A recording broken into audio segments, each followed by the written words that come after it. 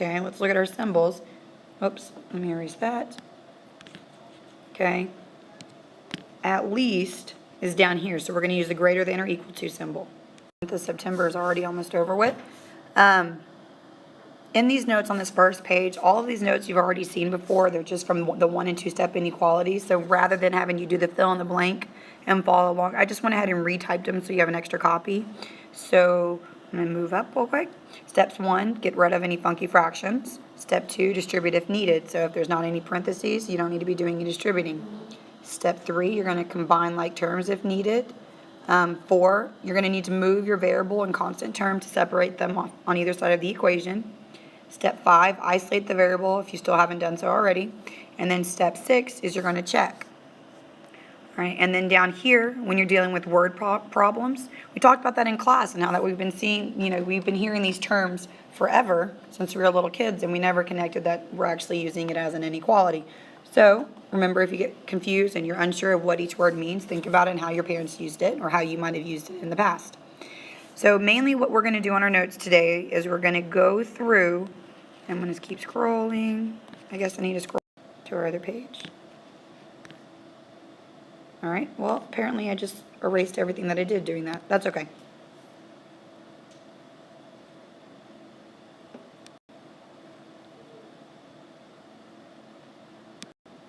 Friend spent an equal amount.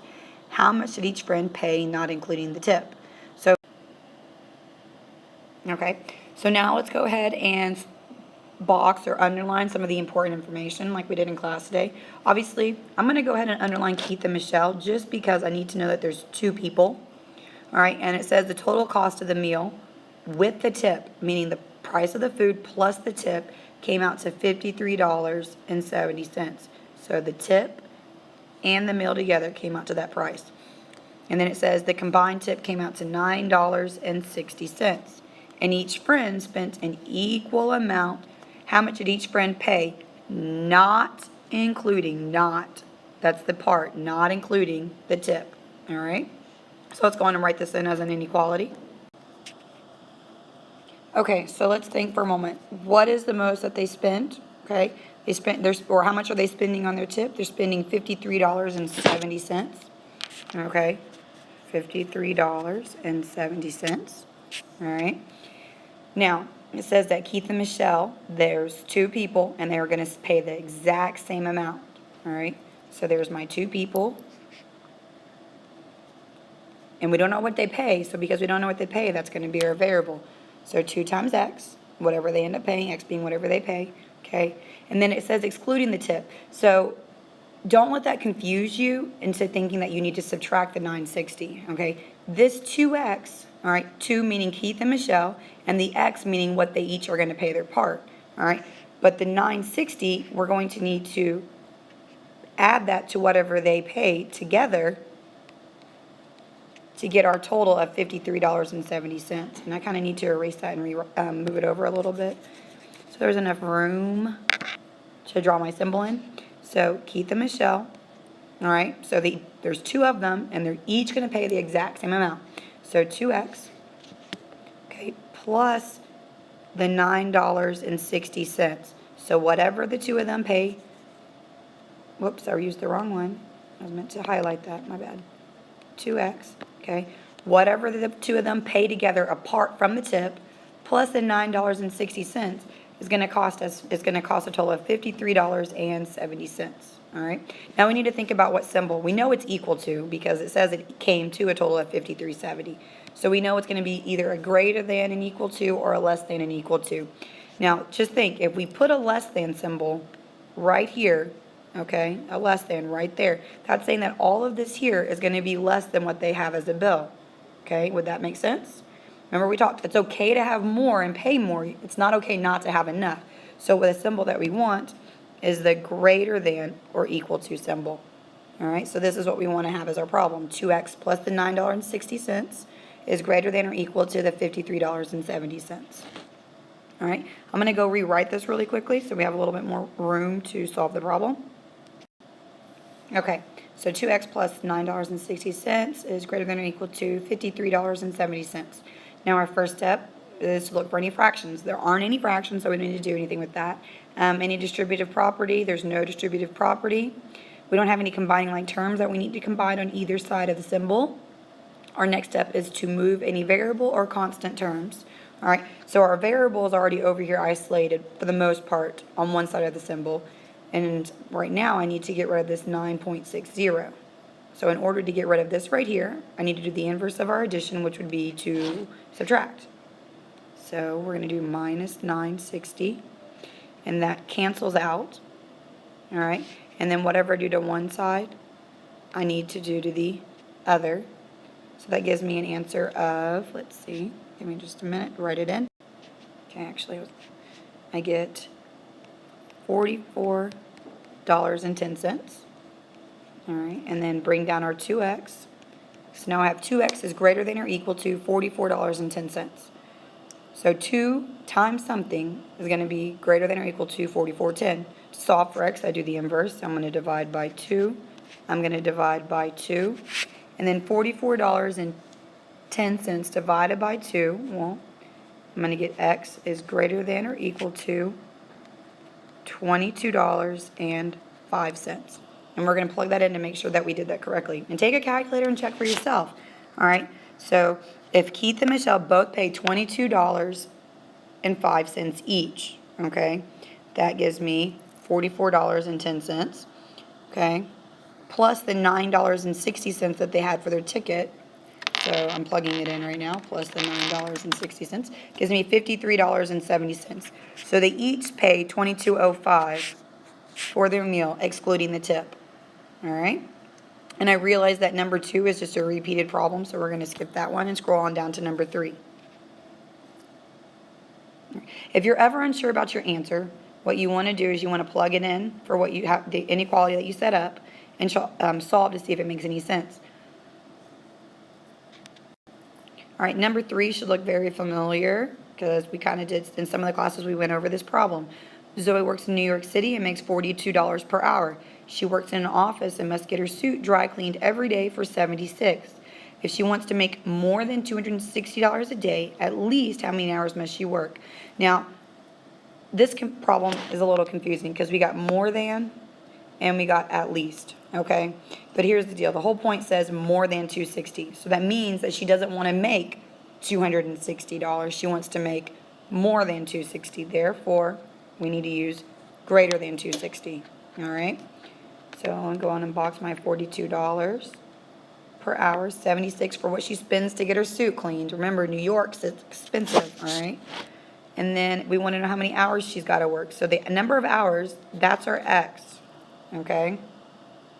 So we know she wants to make, it says right here, more than 260. So I've got my greater than 260. Now I need to figure out what I'm going to put all right here, all right? So 42 per hour. So let's think, if she works 3 hours, how would I figure out how much she's going to make in 3 hours? Well, we would want to multiply 42 times 3. So we want to write 42x because we're trying to solve how many hours she needs to work to make more than 260. And then she takes her suit to be dry cleaned. Well, she's spending money, so the operation there was going to be subtraction. Okay?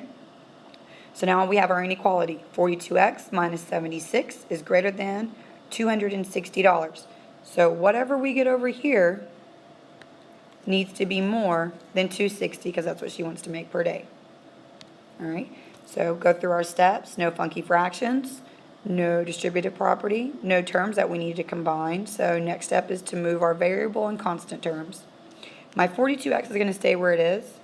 And I'm going to get rid of this minus 76 by doing the inverse. So plus 76 cancels out, plus 76. And I get 42x is greater than 336. All right? I'm going to move everything up so I have a little bit more room to write. All right, so let's go ahead and divide both sides by 42. Because I need to get x completely by itself. Remember, in an equation, in an inequality, your goal is always going to be the same. You're solving for x, the variable, or whatever variable you have, and you've got to get whatever is attached to it, whether it be through addition, subtraction, multiplication, or division. In this case, it happened to be X was being multiplied by 42, so to get rid of the 42, we had to divide. And 336 divided by 42 gives us 8. So she's going to have to work greater than 8 hours to make more than $260. So she needs to work anything more than 8, 8.5, 9 hours, 10 hours. She can't work 8 because if she was to work 8, I would have my equal to sign right here, okay? So she can't work exactly 8. I know up here we saw the word at least, and so we wanted to put originally, even I made this mistake, I wanted to put the at least or the greater than or equal to symbol. But it says here that she needs to make, or she wants to make more than 260. So if she wanted to make more than 260, we had to use the greater than symbol. All right? So your answer for this one would be X is greater than 8. And let's go on and go to problem number 4. It says your local bank offers free checking for accounts with a balance of at least $500. Okay, there's that at least. I'm going to use the blue this time. At least $500. Suppose you have a balance of $516.46, and you write a check for $31.96. Let me rewrite that. 500 and then $31.96. Okay.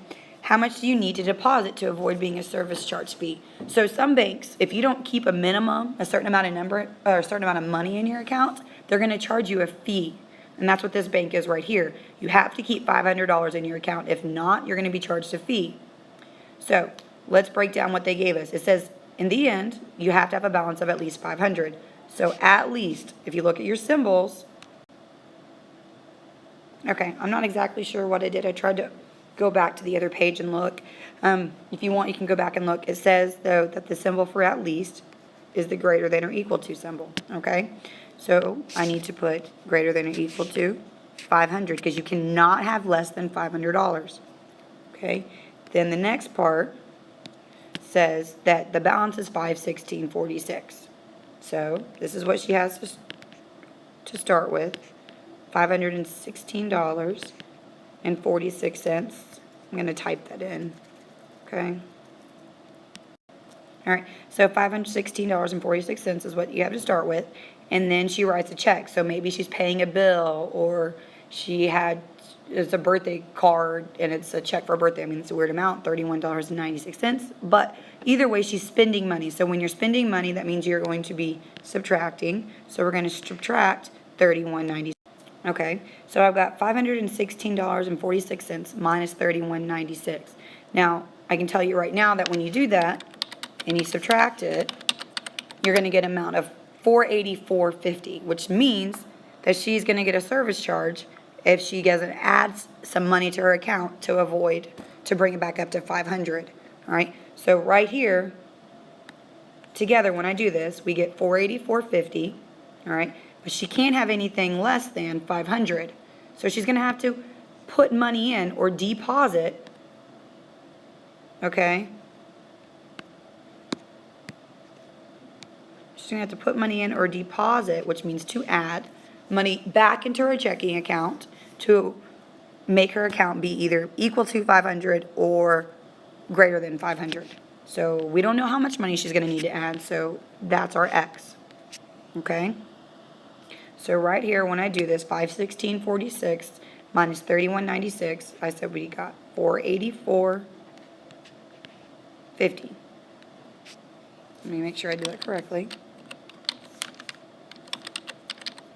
Yep, 484.50, okay, plus X, and it's going to be greater than or equal to 500. And I'm going to rewrite that real quick. All right, so I got 484.50 plus X, and remember it's going to have to be greater than or equal to 500, okay? So in order to figure out how much money we need to put into our account to avoid that surcharge fee, I need to get rid of this 484 to solve for my X. So in order to get rid of it, I need to do subtraction, because right now I have a positive 484, so now I'm going to do minus 484.50, and those cancel out, and then over here, 484.50, and we end up with $15.50. That's really hard to read. Let me just type it in. really quickly. Okay, and then we've got our x that we had to bring down and our symbol. So to avoid a fee, she needs to deposit either $15.50 or anything greater than $15.50. All right? And if you want to check to make sure you did this correctly, like I said before, go on and plug it into the original problem we had. Okay? So we originally had $516.46, correct? $516.46. Wrote a check for $31.96, which left us with $484. So right now, we're less than 500, so we're going to do our $484.50 plus our $15.50 that we got in place of X, and we get exactly 500. Okay? So we did do it correctly. All right, let's go on and go to the next page on the back side. I know I double-sided this. I don't know what I was thinking when I did it. If I were you, when you go to glue in your notes, I would just, if you want, I can help you staple them into your notebook tomorrow. The actual examples, I can help you staple those in or whatnot. But I would definitely fold it up and then just staple it down. I wouldn't glue anything down since I two-sided them by mistake. All right, let's go to page 3, the other side. All right, now these are what we call, I'm going to move it up so I have a little bit more room. These are what we call our multi-step equations. All right, so I end up with multiple steps. Some have variables on both sides, some have variables only on one side, some have distributive property. All right, we're just going to approach it step by step and go through our steps that we have. So our first step says to get rid of any funky fractions. So let's look at number 1. We don't see any fractions on number 1. Our next step is to distribute, if we have any distributing we need to do. Well, right here, this 2, parentheses 2x minus 8, close parentheses, that right there is distributive property. So we need to distribute this 2 to the 2x and to the negative 8. So then 2 times 2x, that's going to give us 4x, all right? And then minus 2 times 8 is 16, minus 8x is less than or equal to 0, okay? Second step says to combine like terms. We do have terms that we are able to combine, okay? I've got to box my 4x, okay?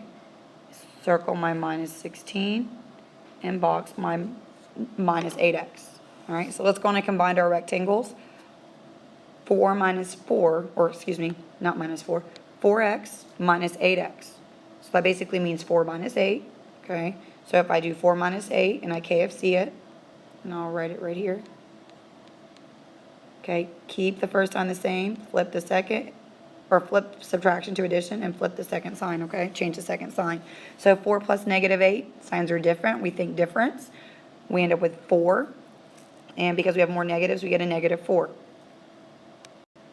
So now I have negative 4x minus 16 is less than or equal to 0. So I need to get this 4x by itself. Oh, it should be minus 16, excuse me. So in order to do that, I need to get rid of this negative 16 by adding 16. So I'm going to go ahead and add 16 to both sides of the symbol. And you get negative 4x is less than or equal to 16. Give me just a minute. I'm going to clean up the board and rewrite it. A little easier to read. All right, here we go. So negative 4x is less than or equal to 16. Now to get my variable all by itself. All right. So I need to divide both sides by 4. And divide this side by 4. Now, in the last video, on the 1-step and 2-step, I told you that if we're dividing by a negative or multiplying by a negative, that I need to flip my symbol. So it is no longer going to face this way. It is now going to face the other way. So, okay. And I end up with 16 divided by negative 4 is negative 4. So x is greater than or equal to negative 4. If I were you, okay, it's very easy to overlook this, the fact that it's a negative and I need to flip my symbol.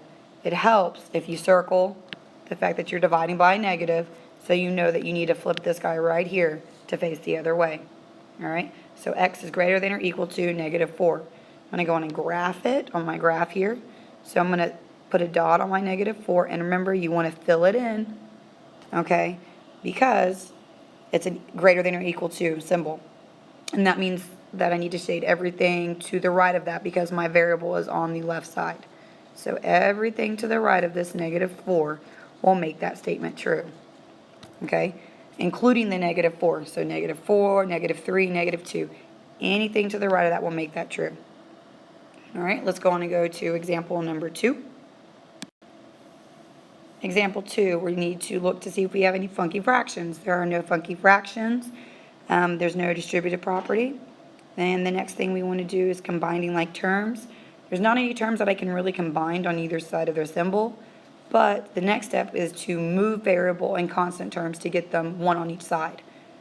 So the trick to this was that I gave was you need to move the smallest variable. That's how we figure out what side we want the variable on and which side we want the equation on. But also another thing is, remember I told you that it's best to have the variable on the left side so when you go to graph it, it makes the most sense. All right, so I want to move this -2x. So in order to move that, I need to add 2x to it. Okay, and then add 2x here, which in total gives me 7x plus 4 is less than or equal to 11. All right. Now, I need to move this 4 because I've got this constant over here on the right, okay, and then I've got this variable all by itself over on the left with the exclusion of this plus 4, so I've got to get rid of that. So in order to get rid of it, I need to subtract, and that cancels out, and then subtract here, and I get 11 minus 4 is 7. So I now have, give me just a minute, so I end up with 7x is less than or equal to 7. So I need to divide both sides by 7 to solve for x, and x is less than or equal to 1. So I'm going to go on my graph, and I'm going to find where 1 is. And because it's the equal to part, I'm going to shade it completely in. And my arrow's got me pointing to the left, so I'm going to shade everything to the left of that. Okay? And that's the answer for number 2. Wow, number 3, it's got a distributive property on both sides. All right, so let's go on and tackle number 3 then.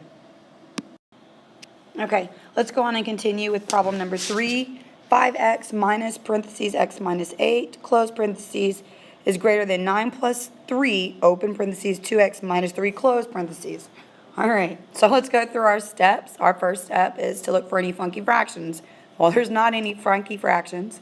Next step, we're going to look for any distributive property. And there is a lot of distributive property. We've got one right here, and then we've got one right here. Now remember, right here in between this negative or subtraction and this parentheses is an imaginary 1. So I'm going to go on and write that in as nicely as I can. Okay? So that means -1 times x minus -1 times 8. All right, so here we go. Let's go on and work out the problem. So I'm going to put it in this space down here. So just follow along and write it in with me. Okay, so 5x minus 1 times x minus 1 times -8, because remember that's a -8. Okay, and when I do that, I get 5x minus x, because 1x is the same thing, okay, minus 1 times -8 is a -8, and there's that double negative right there, so I'm going to change that to a positive. So now I've got 5x minus x plus 8, okay? Now I need to go on and do the other side of the symbol, so I'm going to move this around. All right, so I rewrote it, and I went ahead and put 5x minus x plus 8 is greater than 9. And then I'm going to do plus 3 times the 2x, okay, minus 3 times 3, okay? And then let's just bring down the 5x minus x plus 8 is greater than 9, plus 3 times 2 is 6, so 6x, minus 3 times 3 is 9. So that's what you should have gotten, because when I multiply these two right here, I get 6. When I multiply these, I get 9. Okay?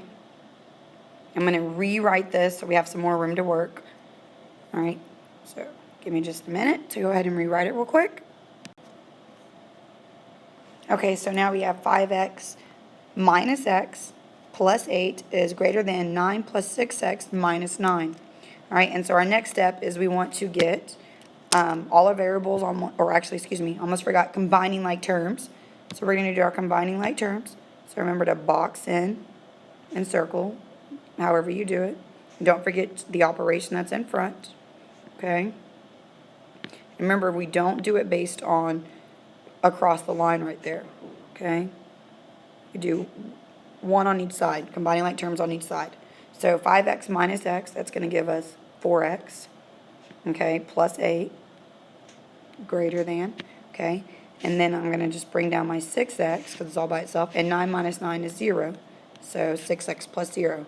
So right now I'm going to leave the 0 there, but we're not going to end up using it in the end when we go to solve, okay? Now is our step where we move our variable and our constant terms.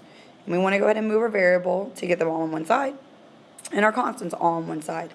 So I want to move this 4 because it's the smaller of the two variables. So minus 4x, minus 4x, there we go. So I end up with 8 is greater than, 6 minus 4 is 2, and I get 2x, right? And I'm not going to need to put the plus 0 because it's done now. All right, now in order to solve for x, because I need to divide by 2 since I'm multiplying x times a 2, so I'm going to divide by 2 and do the same thing to the other side, and I get 4 is greater than x. All right? So everything is fine except for the fact that we need to move our x to be on the left side. Okay? So right now, it's on the right side, so we're going to move it. So if you notice, the arrow is pointing towards the x, so I'm going to make it point towards the x, and then just write the 4. Okay, so x is less than 4. So go on your graph, put an open circle, because it doesn't have the equal to part, and shade everything left. All right, everything to the left. So you now have x is less than 4 as our answer. Now, anything can go in here that is in the shaded part right here, except for 4, because it has an open circle, so that's not included. So 3, 2, 1, 0, and so forth. All right? Okay, let's do problem number 4. All right, problem 4 does have a funky fraction. So the first thing we want to do is we want to get rid of this denominator of 2.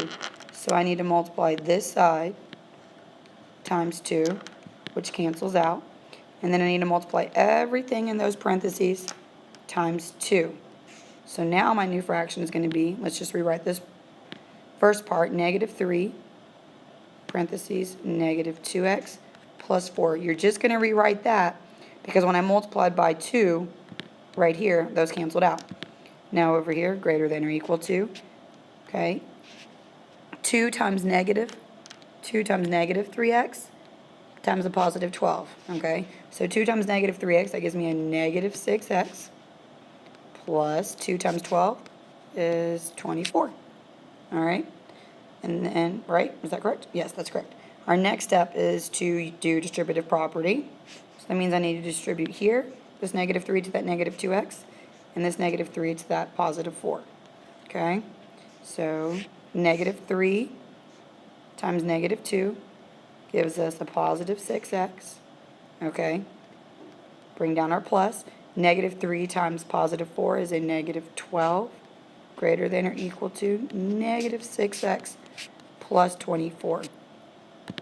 Now, we want to get away from writing plus and negative, so now we want to just put this as a subtraction symbol instead, which means the same thing, but we want to change it to subtraction. So I'm going to go and get my eraser. Okay. And it's not letting me do it. All right, give me just a minute. Let me erase it real quick. Try something real quick. Okay, I fixed it. Yep, negative 12. All right, next step is to combine like terms. Now that we've distributed, I don't have anything that we need to combine. I'm going to draw my line down. Okay, and now I'm going to move my variable and my constant terms. Now the way I want to do this is, remember, we always move the smaller variable term. So negative 6x is the smaller. So because it was a negative, I'm going to add it to cancel it out or zero out. And 6x and 6x gives us 12x minus 12 greater than or equal to 24. All right. So now I've got my variables on the left side. I need to get all my constants to the right. So I'm subtracting 12.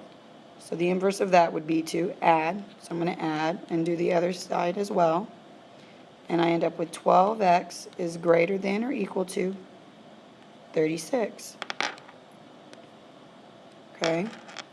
Now my next step would be to divide both sides by 12, because x is being multiplied by it, so that would cancel.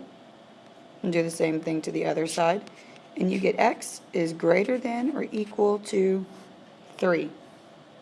Okay? And you can plug in a check to see if it makes it true. All right? I don't know what I just did that for. Anyway, okay, so now what I want to do is I need to graph it. So find out where my positive 3 is. Here it is. I'm going to fill in that circle, okay? And I'm going to shade everything to the right. So that means that 3 is included as 3 can equal x, okay, as well. If the equal to part that's right here wasn't there, then 3 would not be a possible answer. But because it is, 3 can equal, x can equal 3. All right, and then it can equal 4, 5, 6, 21, 22. Anything that is greater than 3 or equal to 3. All right? I will see you guys tomorrow. Have a good night.